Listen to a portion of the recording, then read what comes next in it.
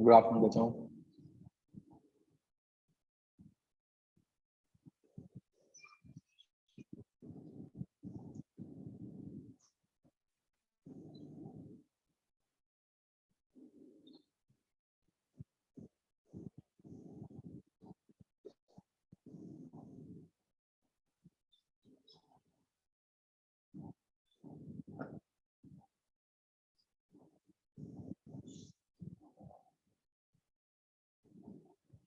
तो बच्चों फिर ये लास्ट पार्ट आ गया समझ सबको?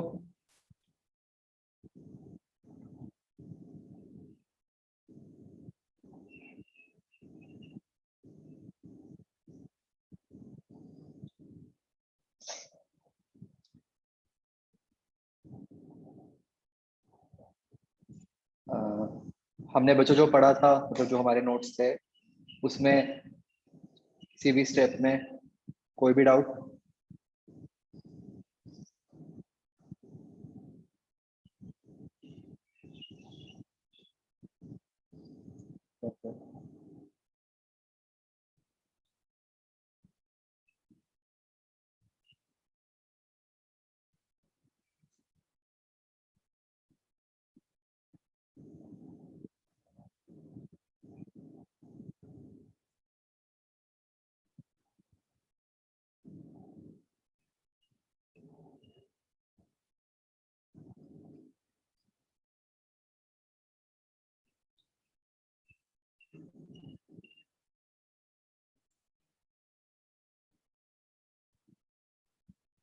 हाँ बच्चों इसमें बताओ। XI0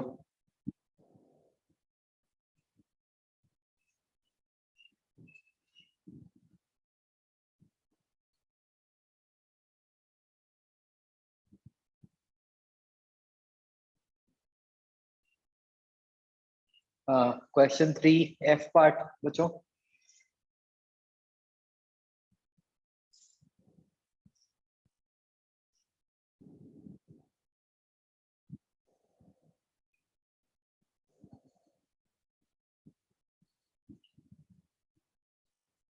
ये कैसे किया बच्चों?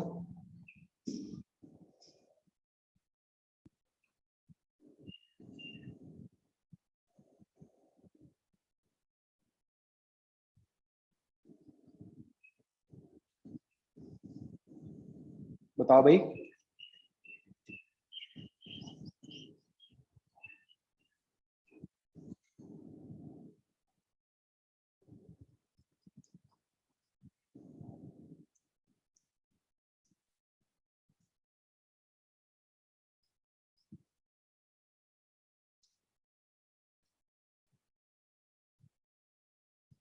हाँ तो क्या होता है एक्चुअली बच्चों, मतलब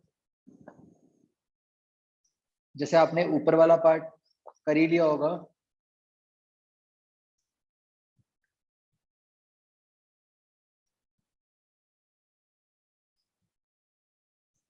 मतलब इसमें बच्चों पोटेंशियल ग्रेडियंट कितना आता है?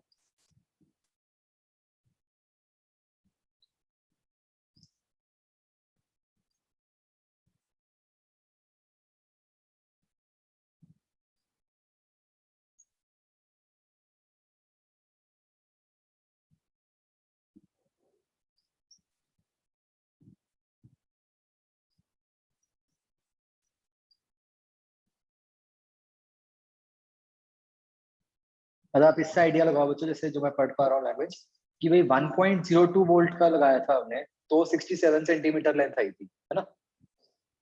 तो अगर हम मिली वोल्ट में लगाएंगे कोई सेल तो जो उसके करस्पॉन्डिंग जो बैलेंसिंग लेंथ आएगी बच्चों वो बहुत ही छोटी सी आएगी, है ना?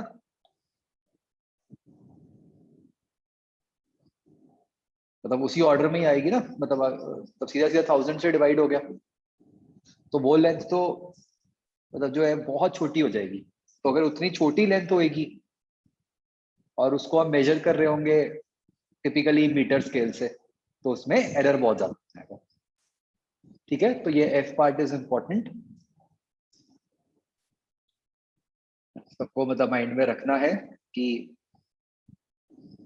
क्यों मतलब हम इसमें नहीं यूज करते। ठीक है, छोटी ईएमएफ्स में। ओके, और कोई क्वेश्चन बच्चों?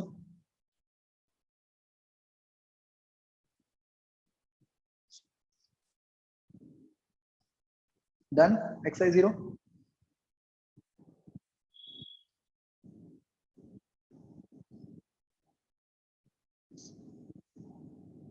बच्चों आपने देखा मतलब इस पूरे चैप्टर में कि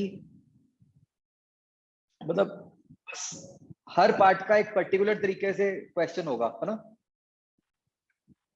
वो फिक्स्ड है, the very less variety of questions.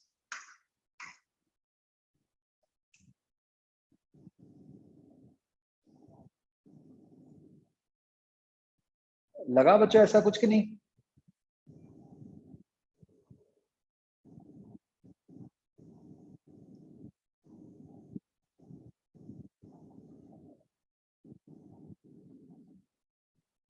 Okay, हाँ, यस, शंटिंग का मतलब होता है पैरेलल में रेजिस्टेंस लगा देना। ठीक है,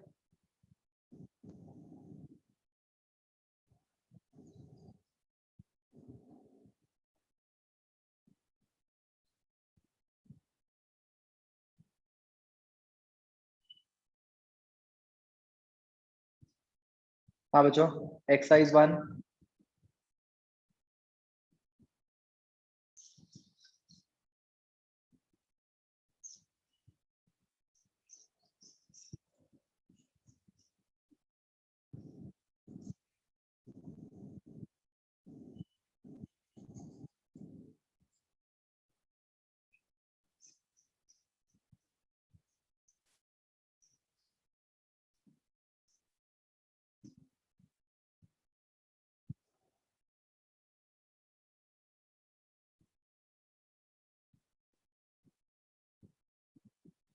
नहीं, आई थिंक 16th का आंसर ठीक है बच्चों, क्या नहीं कुछ गलत है?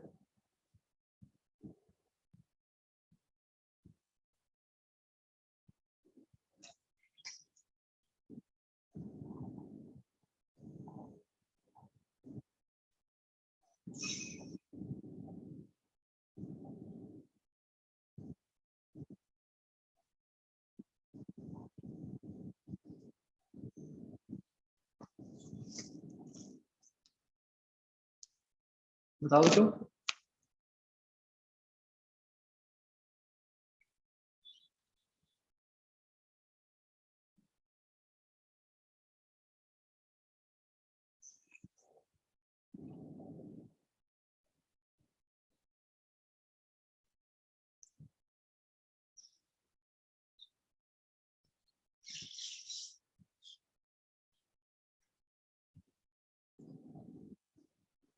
अच्छा, अच्छा मैं समझ गया।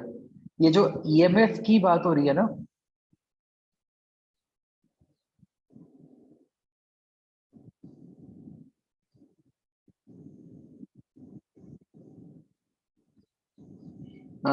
शायद ये नीचे वाले ई की बात हो रही है, मतलब उसी सेल के ईएमएफ की बात नहीं हो रही।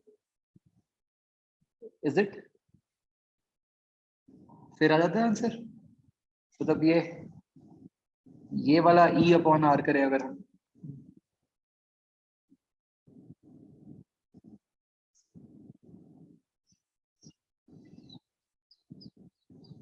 तो ये, हाँ, ये हो सकता है इसमें, मतलब थोड़ा और क्लियरली लिखवाना चाहिए कौन सा सेल। यहाँ तो खैर एंड इट्स लिख दिया, ये तो बिल्कुल ही, इससे तो यही लग रहा है कि वही वाला हो गया।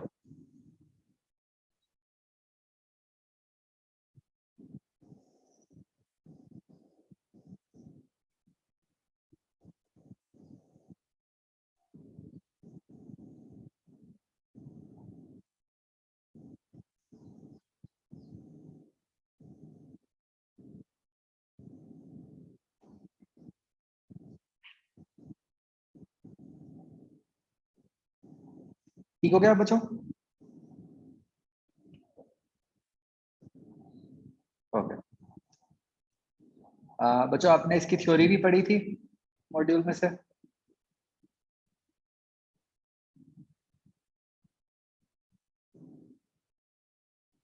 थ्योरी में कोई डाउट?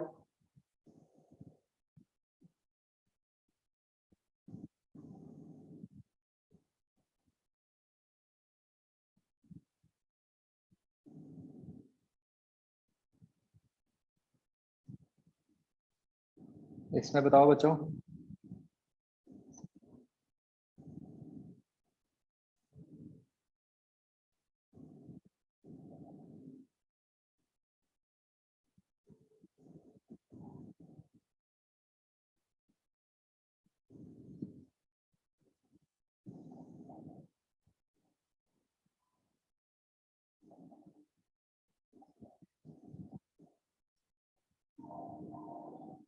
सही सही बताना, किस किस को ये डाउट आया था नोट वाला।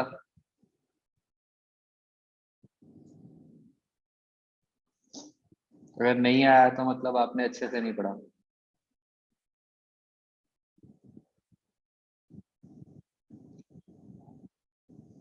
मैंने इसीलिए जान के बोला था कि थ्योरी पढ़ना अच्छे से।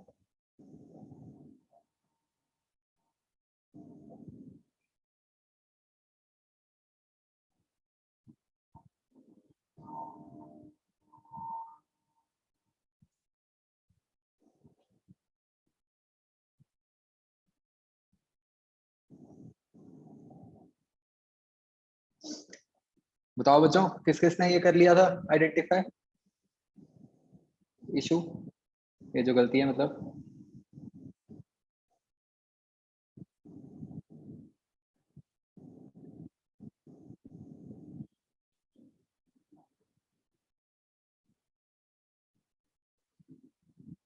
आशीष, यही था आपका डाउट?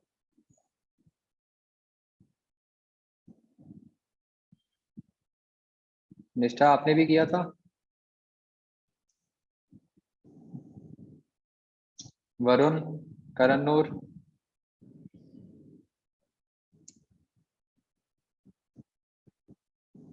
आस्था, बताओ भाई सारे एक बार।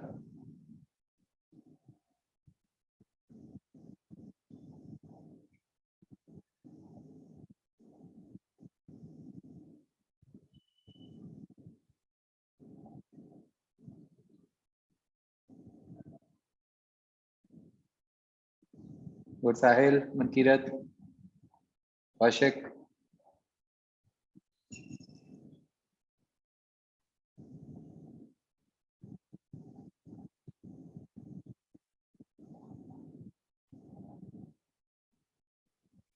चलो, अब आप सबकी पनिशमेंट ये है,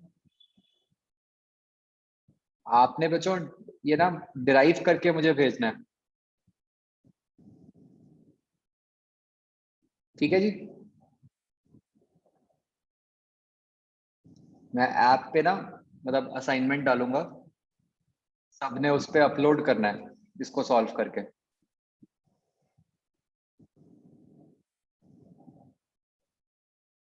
ठीक है। उसके बाद मैं आपको बताऊंगा सिंपल, मतलब लॉजिकली भी समझा जा सकता है कि ये क्यों उल्टा आएगा, बट पहले आप मैथमेटिकली प्रूफ करोगे।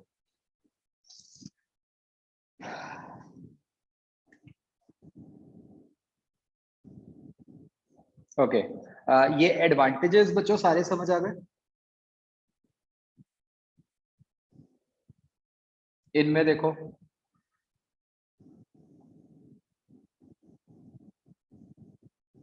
मैं फिर भी बच्चों एक बार ना सारे एक्सप्लेन कर रहा हूँ ये एडवांटेजेस। देखो, measurements by potentiometer are more accurate, ये क्यों है बच्चों? क्योंकि कोई भी गल्वेनोमीटर वगैरह की रेजिस्टेंस का कोई रोल नहीं आता। करेक्ट।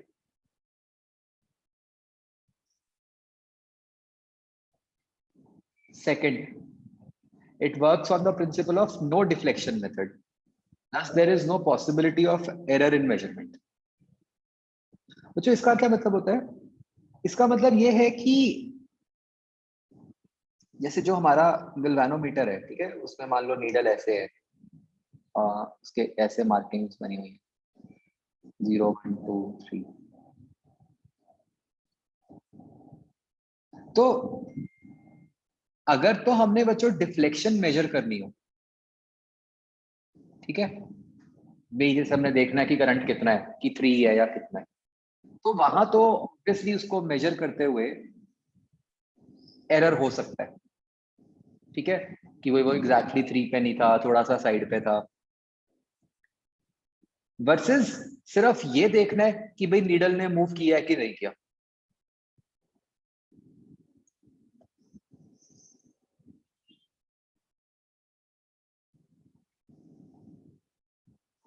समझ रहे हो? तो वो उसमें मतलब एरर कम होता है, सिर्फ ये आइडेंटिफाई करने में कि नीडल मूव किया कि नहीं। मतलब बेसिकली जैसे आपने मीटर ब्रिज किया था, याद है ना आपको, वहां पे हमने कहा था कि लेंथ एल है, मतलब वहां तो वो तो यहाँ भी आएगा, क्योंकि यहाँ पे भी हम कोई ना कोई लेंथ एल मेजर कर रहे हैं। मतलब सेम बात मीटर ब्रिज के लिए भी एप्लीकेबल है, क्योंकि गिल्वेनोमीटर की रीडिंग में कोई एरर नहीं आया।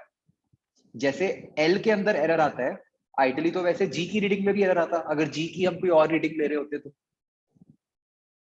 बट क्योंकि हम जी की जीरो वाली रीडिंग कोई देख रहे हैं, तो इसलिए उसमें कोई एरर नहीं आया।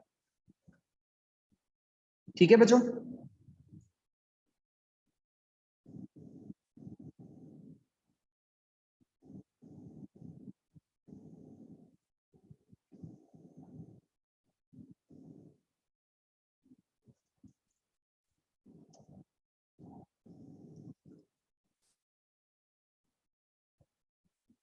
तीसरा, it does not draw any current from the circuit. ठीक है, तो मतलब एनर्जी लॉस नहीं हो रहा। फोर्थ, चलो फोर्थ से एक मिनट पहले fifth, it is very sensitive so measurement of very low values is possible by it. तो बच्चों इसको उससे मत कंफ्यूज करना जो हमने अभी लिखा था। लो का मतलब है कि स्टिल मतलब वोल्ट्स के अंदर तो हो कुछ। ठीक है, मतलब वैसे उतना कम नहीं कि मिली वोल्ट्स में ही हो जाए।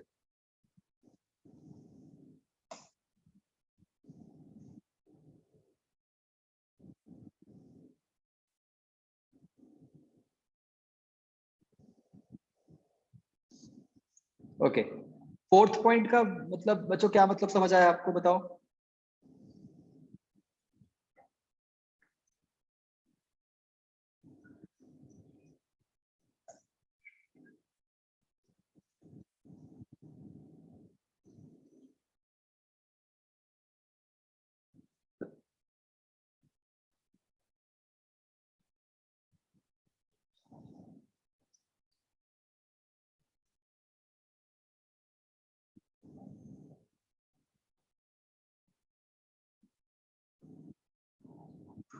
बताओ भाई, ये डाउट तो नहीं पूछा था किसी ने?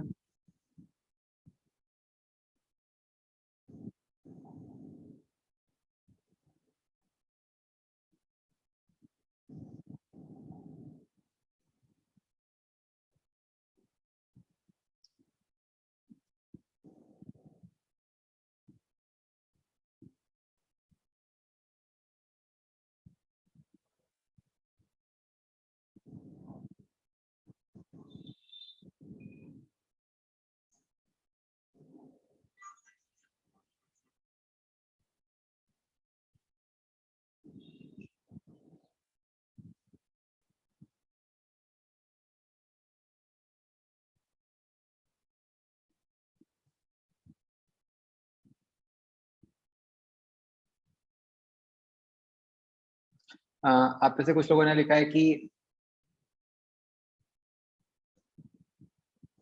Standardisation can be perform directly with the help of standard cell. मतलब आपने अभी कुछ लोगों ने आंसर किया कि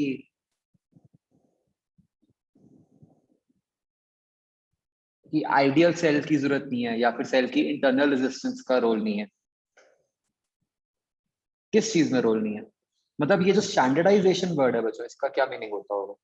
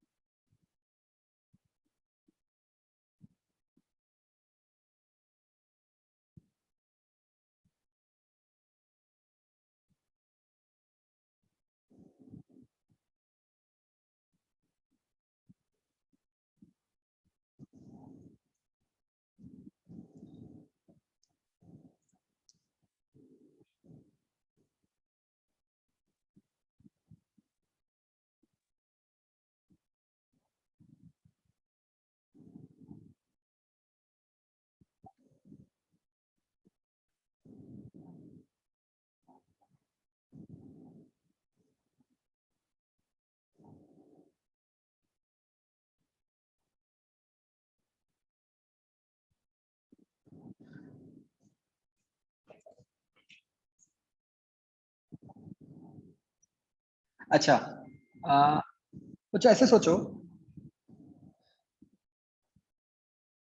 मान लो मतलब एक लैब में हम एक्सपेरिमेंट कोई करना चाहते हैं और मुझे पोटेंशियोमीटर की का पोटेंशियल ग्रेडियंट निकालना है। ठीक है, तो कैसे निकालेंगे मुझे बताओ।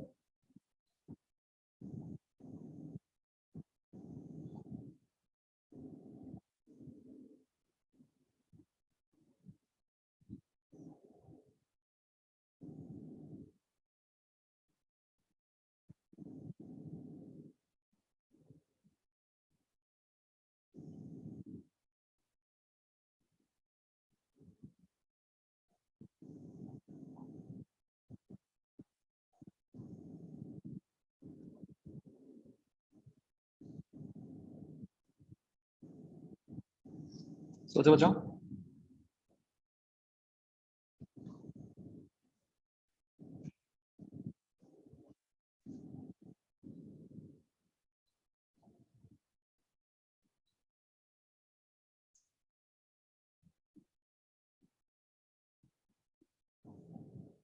देखो, एक तरीका तो ऑब्वियसली ये हुआ कि आप कहो कि जैसे जो हमने फॉर्मूला लिखा था हम वो फॉर्मूला यूज कर लें, है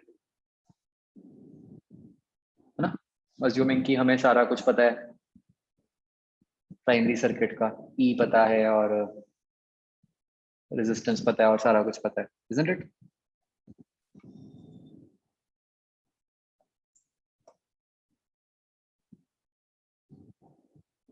ना, दूसरा तरीका बच्चों क्या ये भी हो सकता है, आप सोचो कि मान लो मेरे को प्राइमरी के अंदर जो भी कंपोनेंट्स लगे हुए हैं, मान लो मेरे को उनकी कोई वैल्यू नहीं पता।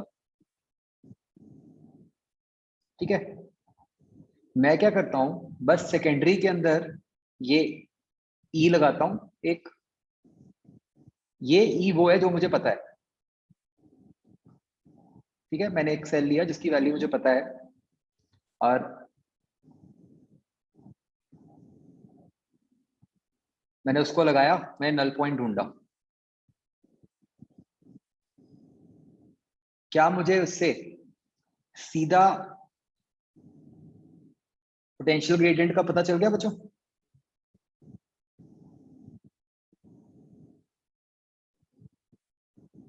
भाई ई क्या होगा? वेरी सिंपल इक्वेशन यही बननी है कि E is potential gradient into जो भी एल हुआ, तो इससे पोटेंशियल ग्रेडियंट की वैल्यू निकलेगी।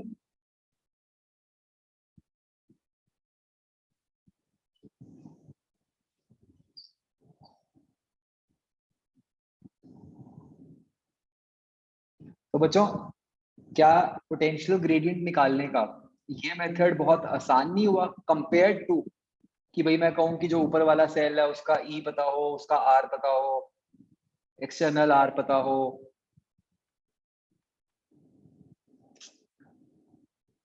फिर उनको डिवाइड करो। मैं तो सीधा नीचे एक सेल लगाया, मेरे को पोटेंशियल ग्रेडियंट पता चल गया। करेक्ट, अब उसको मैं जहां मर्जी आगे यूज करता रहूंगा।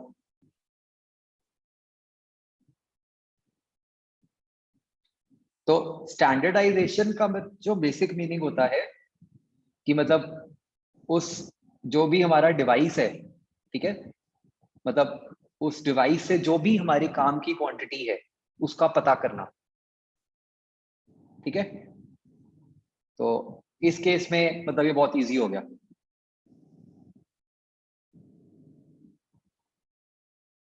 आई बात समझ बच्चों?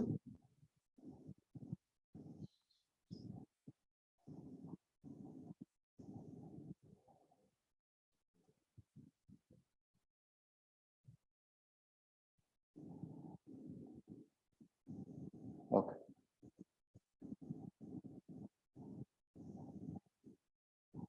ठीक है। आई थिंक बाकी तो डिसएडवांटेजेस तो सारे क्लियर थे, है ना, वो तो ऑब्वियस नहीं है। ठीक है, मेजर डिसएडवांटेज तो ये है कि इट इज वेरी बल्की। तो मतलब compare to standard voltmeter meter बच्चों, उसको तो आप अपनी जेब में डाल के कहीं भी लेके जा सकते हो, मतलब दोज आर पोर्टेबल डिवाइसेस। ये जो होता है meter bridge, this is not a portable device, right? ये तो एक लैब के अंदर ही फिक्स करके लगा के रखना पड़ता है और उसको वहीं पे यूज कर सकते हो।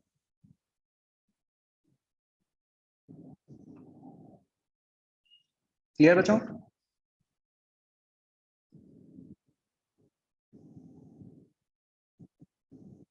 ठीक है जी।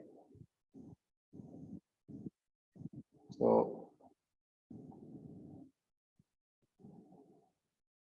This is all about this chapter बच्चों।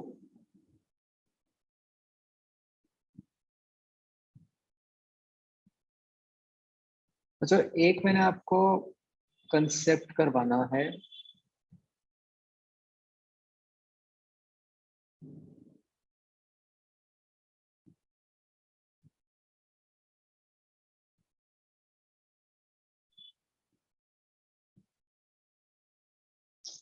इलेक्ट्रोस्टैट्स में मतलब थोड़ा मतलब ओलंपियाड लेवल कंसेप्ट है, नॉर्मली तो हमें जरूरत नहीं पड़ती इसकी, तो एक बार देख लो। इसको बच्चों कहते हैं इलेक्ट्रोस्टैटिक प्रेशर।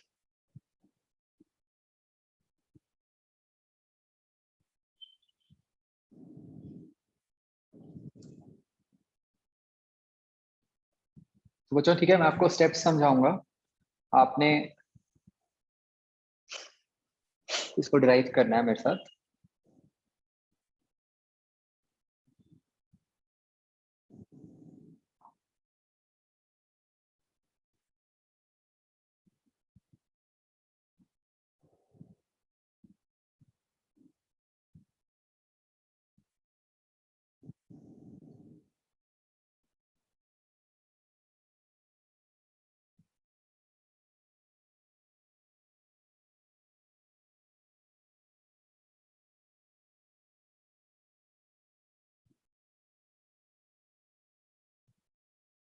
बच्चों मान लो एक इस तरीके से कंडक्टर है, ठीक है? कंडक्टर में हमने क्या किया, आप देख सकते हो कि ये कंप्लीट कंडक्टर नहीं है, हमने इसका एक छोटा सा पार्ट हटा दिया।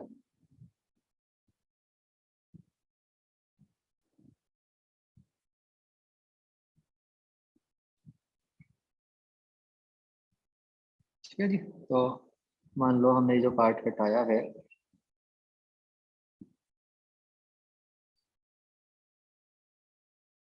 It is this blue part.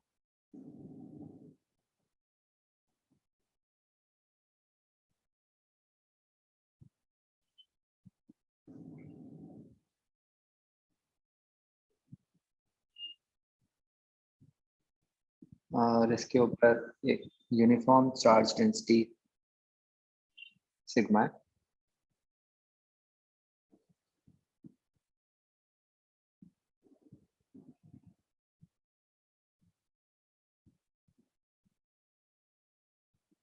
ठीक है जी। बस हम एक पॉइंट लेते हैं 1 जस्ट इनसाइड, और एक पॉइंट लेते हैं 2 जस्ट आउटसाइड।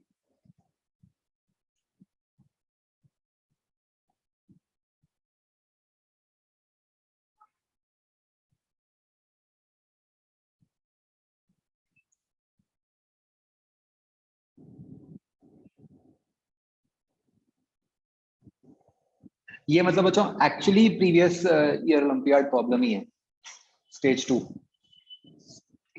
तो मैं आपको उसी तरह से स्टेप्स में ही हम इसको करते हैं।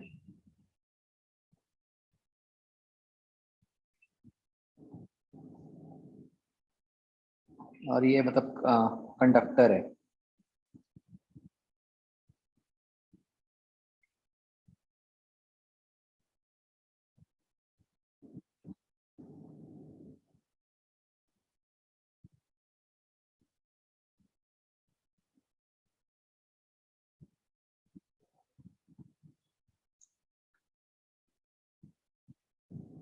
बच्चों सबसे पहले ट्राई करो to find out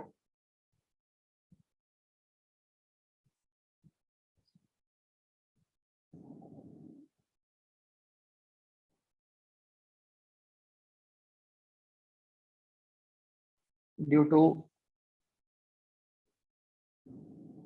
complete conductor, मतलब जब वो पार्ट रिमूव नहीं किया था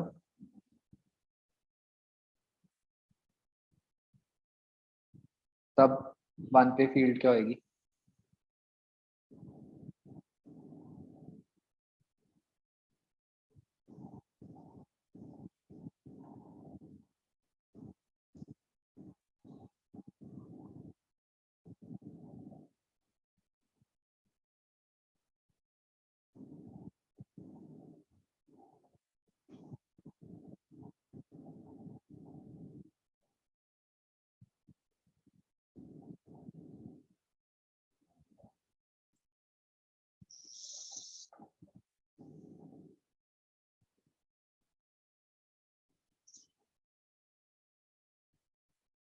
हाँ, this is the shell, spherical shell.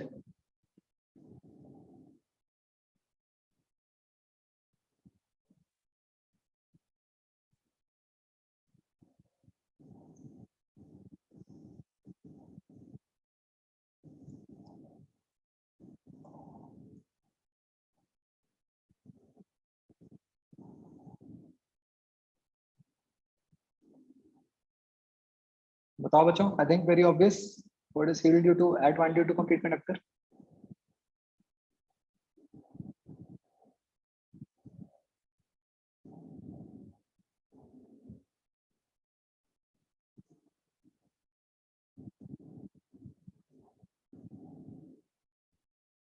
Zero, of course, है ना।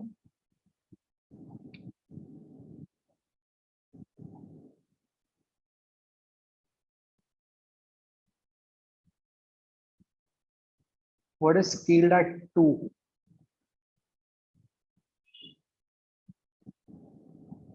Due to complete conductor?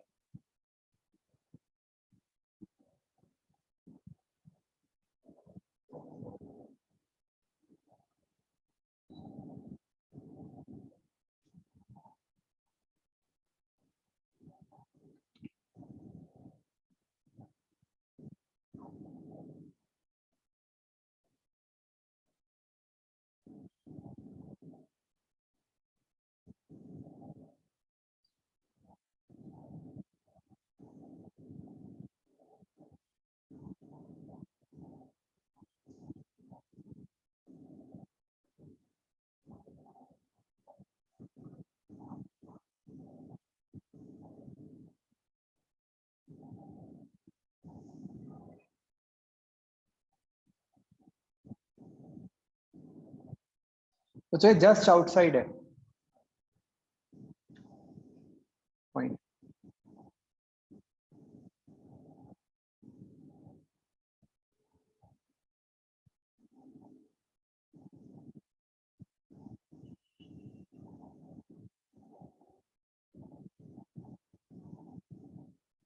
तो this is nothing but k q by r square, right, जो कि सिग्मा बाय एप्सिलॉन नॉट ही बन जाएगी। ठीक है, क्योंकि क्वेश्चन में सिग्मा दिया हुआ था इसलिए मैं उसको सिग्मा की फॉर्म में लिख रहा हूँ। एंड इस फिगर के हिसाब से वो राइट को हो गई। चलो,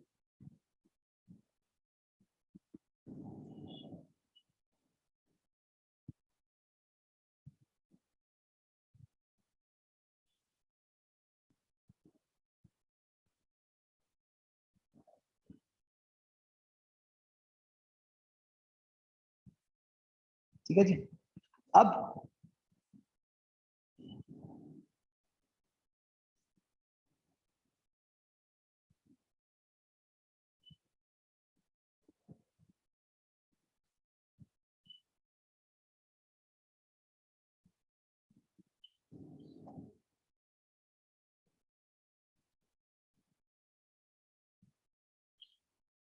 C part,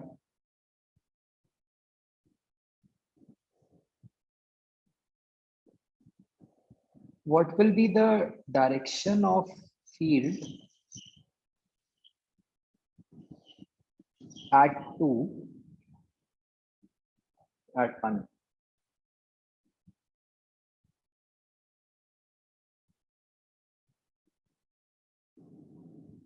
due to remove part.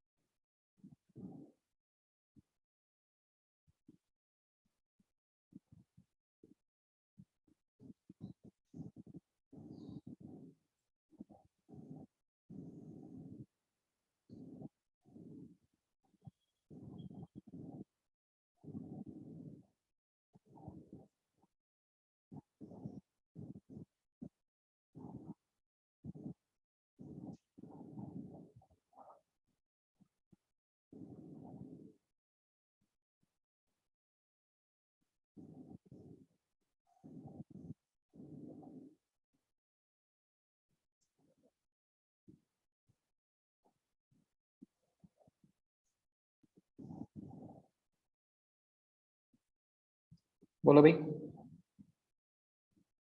हाँ मतलब सिर्फ उसके कारण, सिर्फ रिमूव्ड पार्ट के कारण।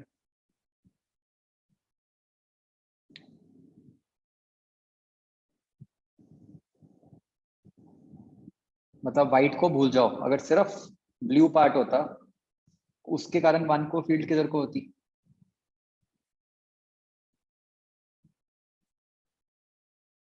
ऐसे एक पार्ट बना हुआ है बच्चों, सोचो।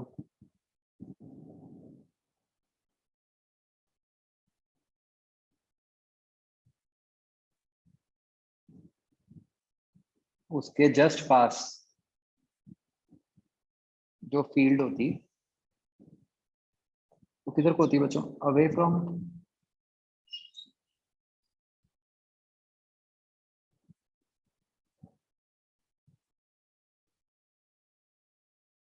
है ना?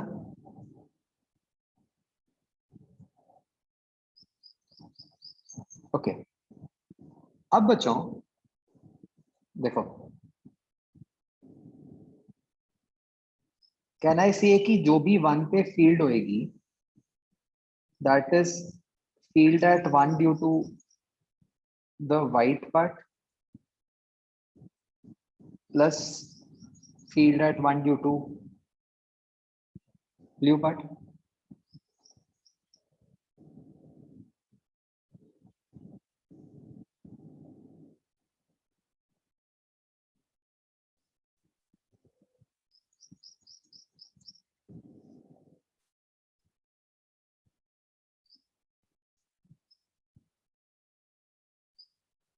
और ये है तो जीरो ही।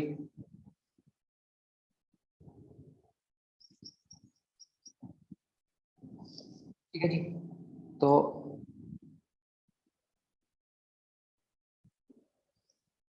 इससे मुझे ये पता चल गया कि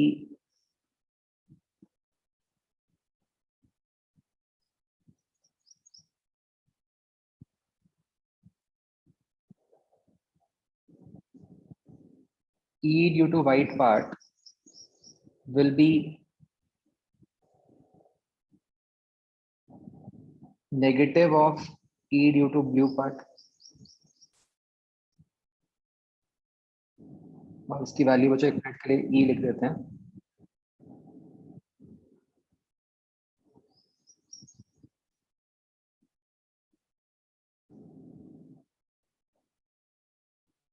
तो वो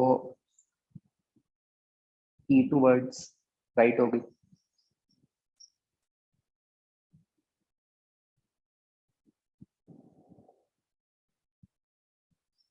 राइट।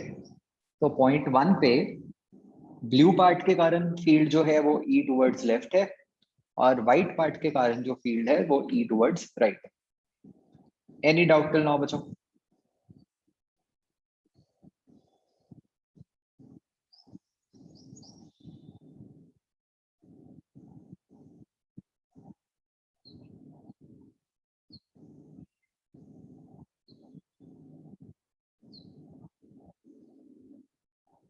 ओके।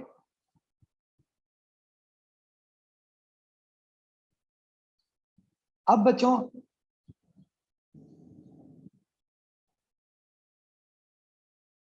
ऐसे ही अगर हम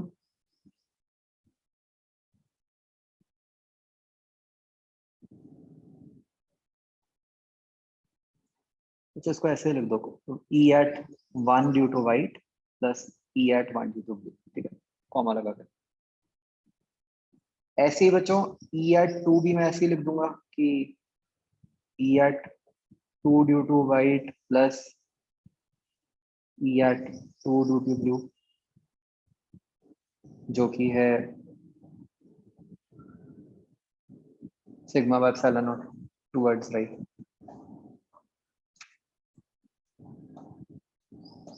ठीक है जी।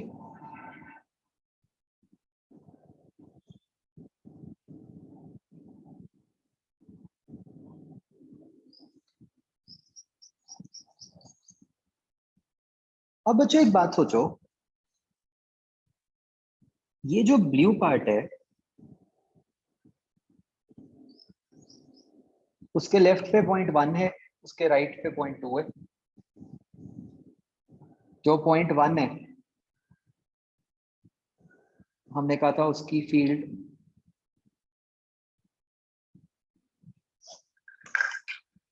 ई ड्यू टू लेफ्ट है ना? तो इसका मतलब 0.2 पे कितनी फील्ड होगी?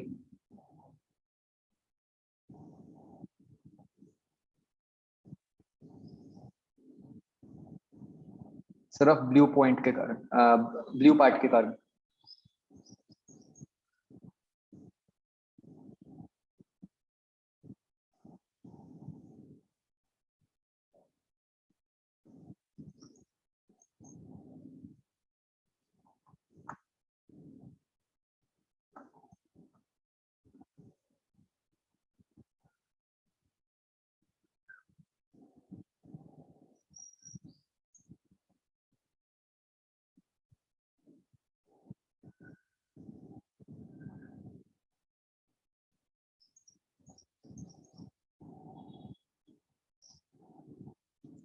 आंसर करो भाई।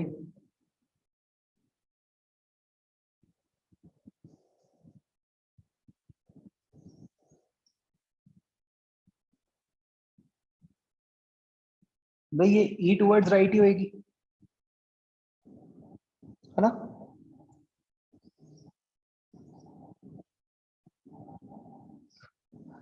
भाई जैसा कुछ ब्लू के लेफ्ट पे है बिल्कुल वैसा कुछ ब्लू के राइट पे है, तो कोई फर्क ही नहीं है, इजंट इट?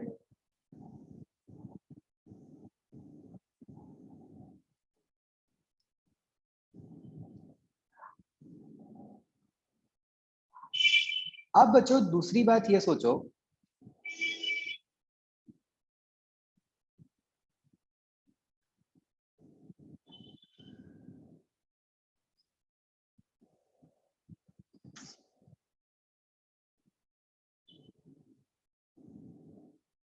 ये जो मेरा व्हाइट वाला पार्ट है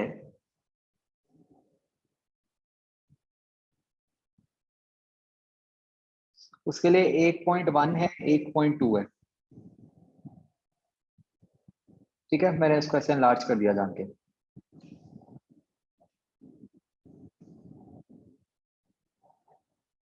मुझे ध्यान से सोच के बताओ, क्या इस व्हाइट पार्ट के लिए 1 और 2 पॉइंट्स में कोई डिफरेंस है?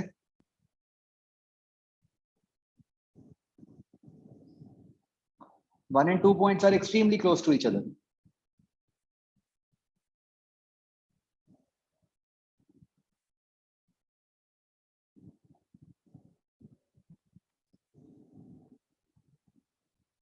तो अगर हम कोई भी कैलकुलेशन कर रहे होंगे तो क्या 1 के लिए जो कैलकुलेशन बनेगी और जो 2 के लिए जो कैलकुलेशन बनेगी, क्या उसमें कोई डिफरेंस आएगा if they are extremely close to each other?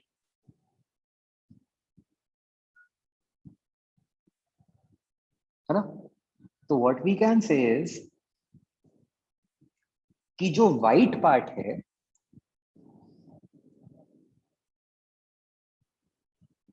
उसके कारण चाहे व्हाइट 1 पे फील्ड हो या 2 पे फील्ड हो, उसके लिए तो कोई फर्क ही नहीं है भाई, उसके तो बिल्कुल आसपास हमने जस्ट पास पास 2 पॉइंट्स ले लिए, तो उसके लिए क्या फर्क होगा? जो ब्लू पार्ट था उसके लिए तो क्या आ गया, बीच में बाउंड्री आ गई है ना, चेंज हो गई डायरेक्शन। बट व्हाइट पार्ट के लिए तो कुछ फर्क ही नहीं पड़ा ना।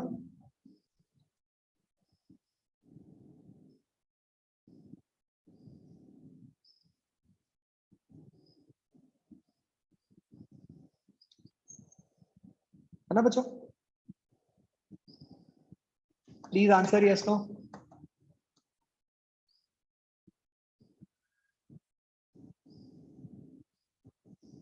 तो फिर अब हमारी कंडीशन क्या बन गई? हमारे को दो बातें पता चल गई कि E r two due to blue जो है वो ई टूवर्ड्स राइट ही है,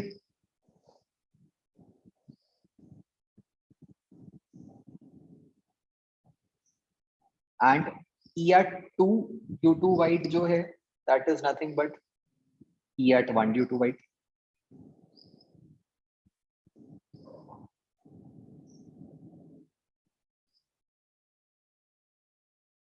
करेक्ट?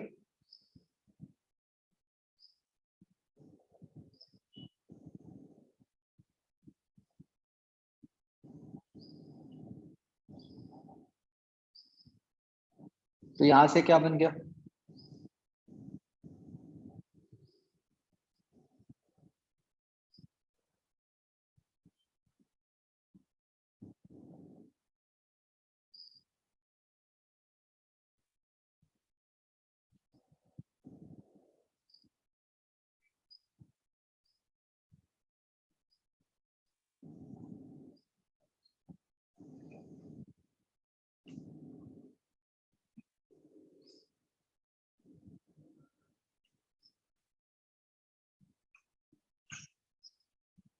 तो चलो पहले ई निकाल लेते हैं। तो यहां से मेरे पास बन गया कि E right plus E right is equal to sigma by epsilon not towards right. तो ई की वैल्यू आ गई सिग्मा बाय टू एप्सिलॉन।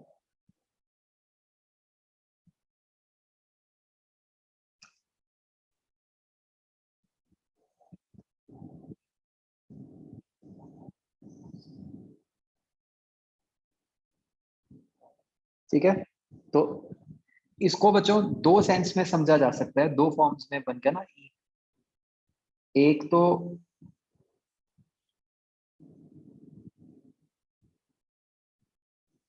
इसको आप कह सकते थे as field due to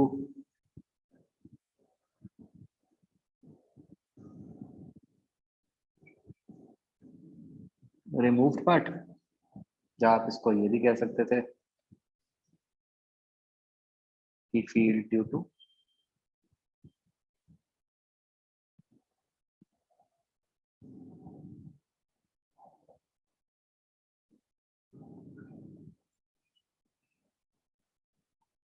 remaining part.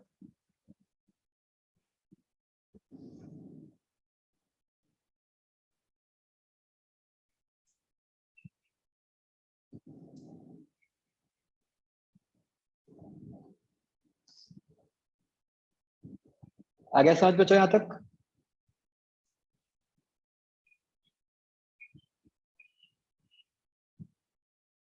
Okay.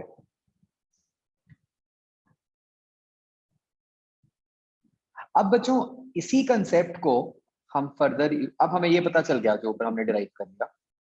अब इसी कंसेप्ट को देखो हम कैसे अप्लाई करते हैं। अभी तक we haven't talked of anything like pressure। तो अब देखो अगर मैं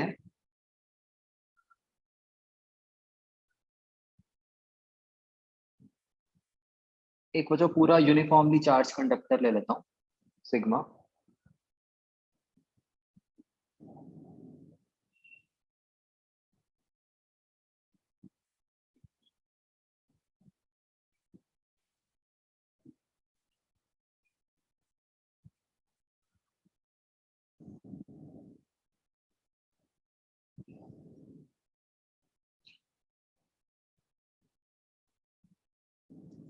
तो अब बच्चों मान लो हम इस कंडक्टर का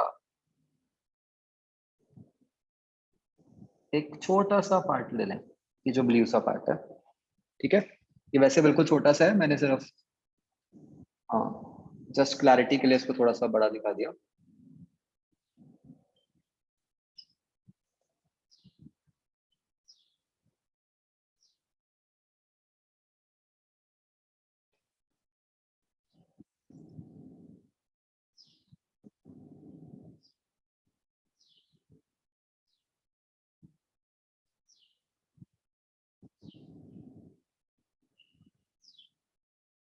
तो बच्चों ये वाला जो पार्ट है, अगर मैं इस ब्लू पार्ट के एफबीडी की बात करूं,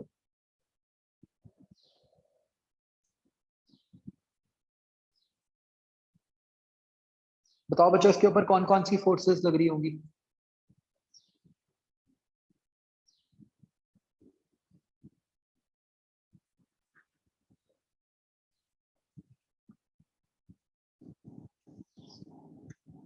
बच्चों सबसे पहले तो इस ब्लू पार्ट के ऊपर एक इलेक्ट्रोस्टैटिक फोर्स लग रही होगी, क्योंकि ये ब्लू पार्ट खुद चार्ज्ड है, तो उसके ऊपर जो रिमेनिंग चार्ज है वो उसके ऊपर फोर्स लगा रहा होगा रिपल्शन की, इजंट इट? तो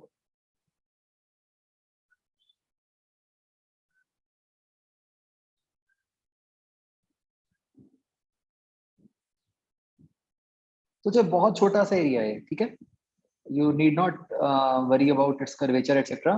It's a very small area.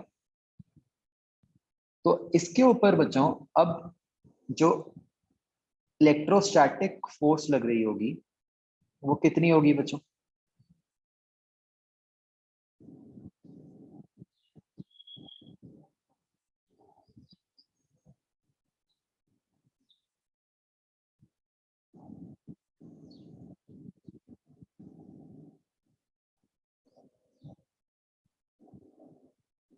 कैसे देखते हैं बच्चों हम इलेक्ट्रोस्टैटिक फोर्स?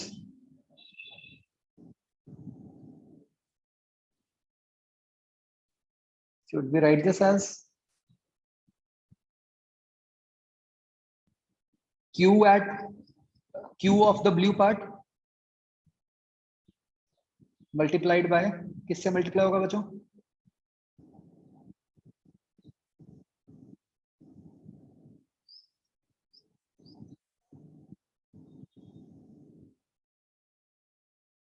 कौन सी इलेक्ट्रिक फील्ड बताओ? Sigma by epsilon not.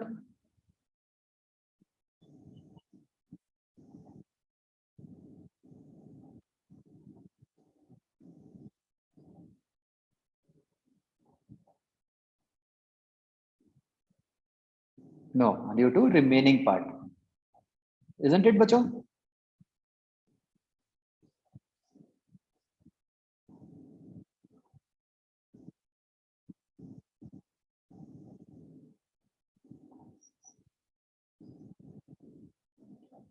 बच्चों है नहीं थोड़ा सा इंटरेस्टिंग? सोच के ऐसा लगता है कि यार एक छोटा सा पार्ट हटाया है, उससे क्या ही फर्क पड़ जाएगा।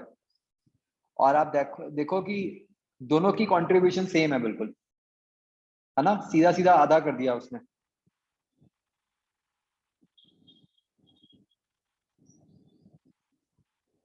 तो अब बच्चों अब ये आगे क्या बन गया देखो,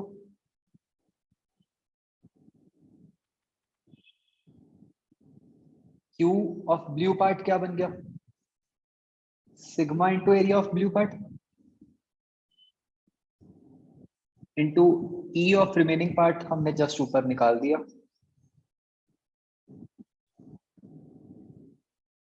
सिग्मा बाय 2 एप्सिलॉन नॉट,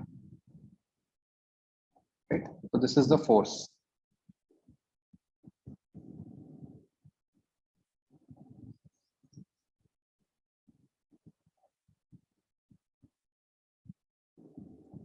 तो यहां से बच्चों प्रेशर क्या हो गया?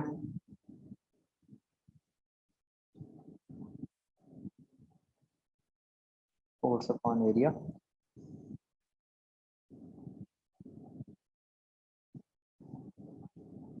सिग्मा स्क्वायर बाय,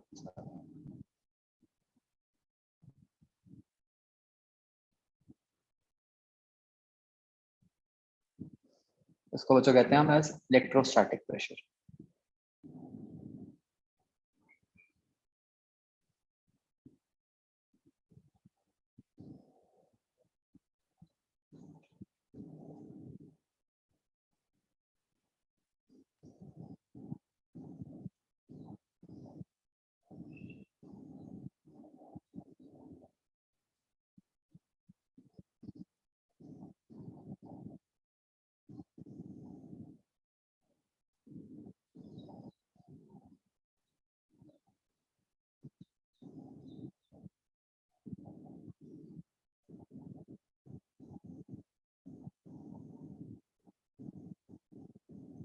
हाँ जी बच्चों, आ गया समझ सारा कुछ?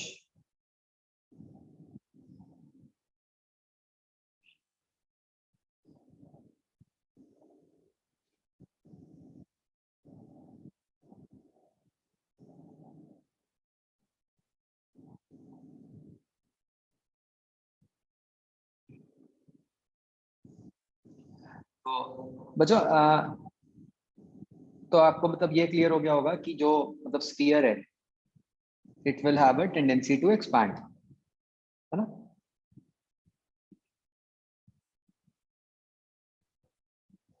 और वो लॉजिकल भी है कि वो फोर्सेस के कारण रिपेल होगा। फिर बच्चों इसको रोक कौन रहा है एक्सपैंड करने से?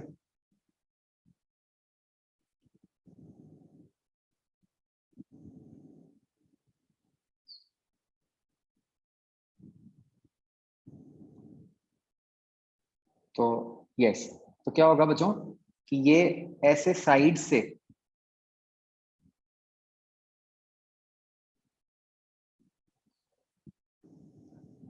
कनेक्टेड होगा ना with the remaining part.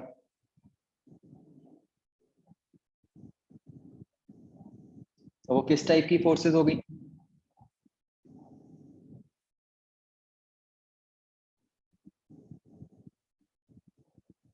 Elastic forces आ जाएंगी ना।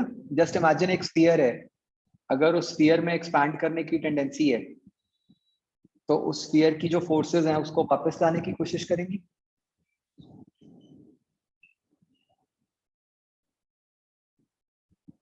ना। तो दिस इज बैलेंस्ड बाय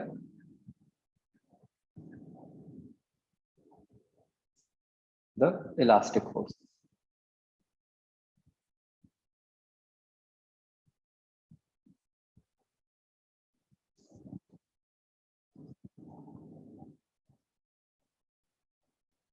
हाँ जी बच्चों, क्लियर?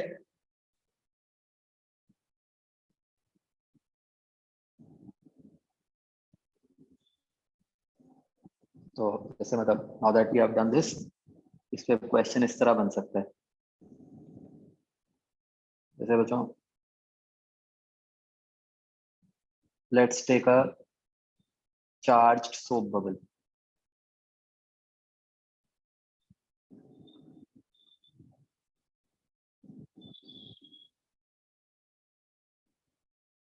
ठीक है, आपके पास इसका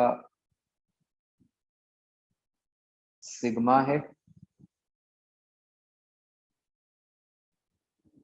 और आपके पास इसकी सरफेस टेंशन है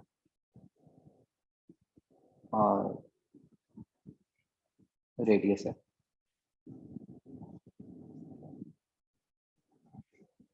तो बच्चों कैसे रिलेट होगा?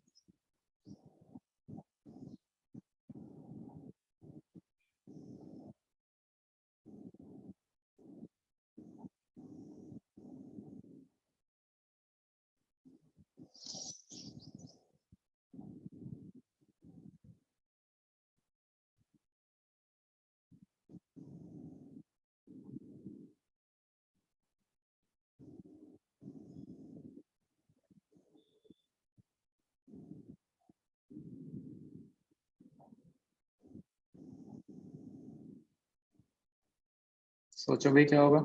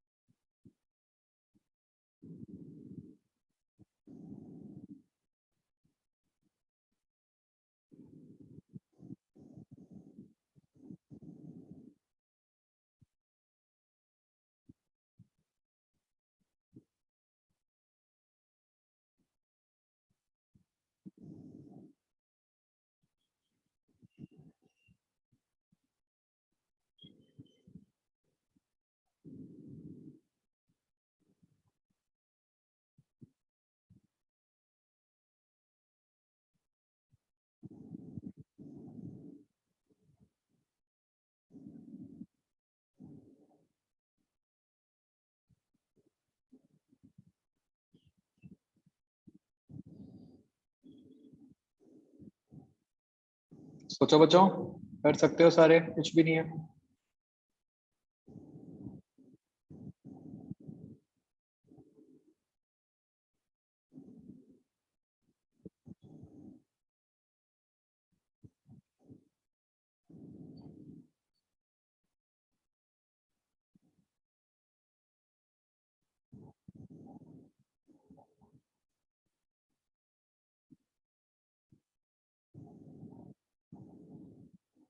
आस्था, गुड। बताओ कैसे रिलेट कर सकते हैं क्वांटिटीज को।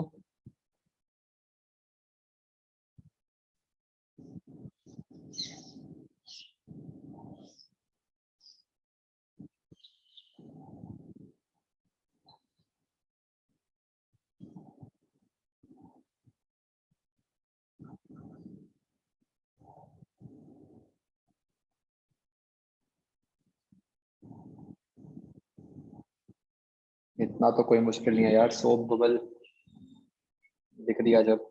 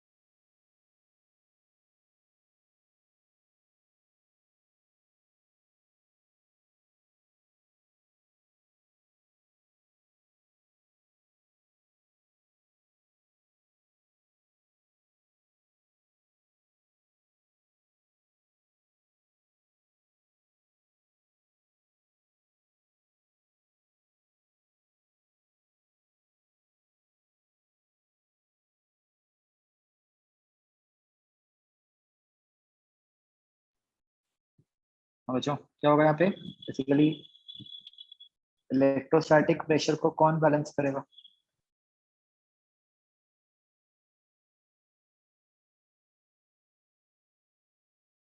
Access pressure. हाँ, सोप बबल है, सरफेस टेंशन दी हुई है, और क्या ही होगा।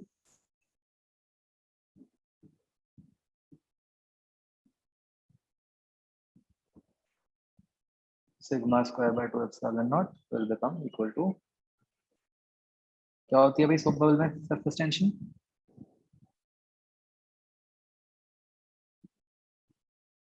4 स्क्वायर, राइट।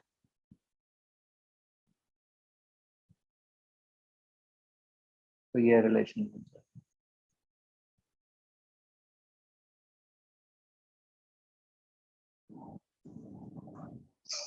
आगे समझ बच्चों?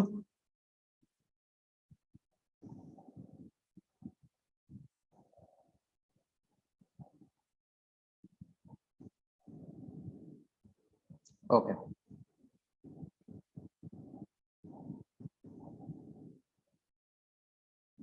चलो।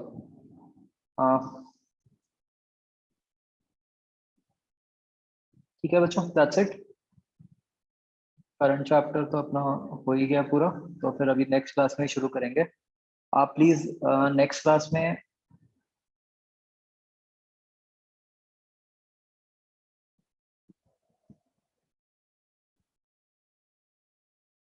एक्सरसाइज 3 है कंप्लीट कर लेना, ठीक है?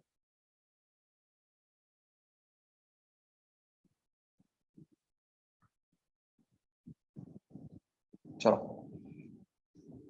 ठीक है बच्चों, ओके देन। अच्छा, एक बच्चों नेक्स्ट क्लास में मतलब हम जैसे नया चैप्टर। अच्छा ठीक है, वो तो आपका वॉल्यूम 1 में ही। ठीक है, कुछ नहीं, कुछ। चलो ओके बच्चों, सी यू देन, बाय।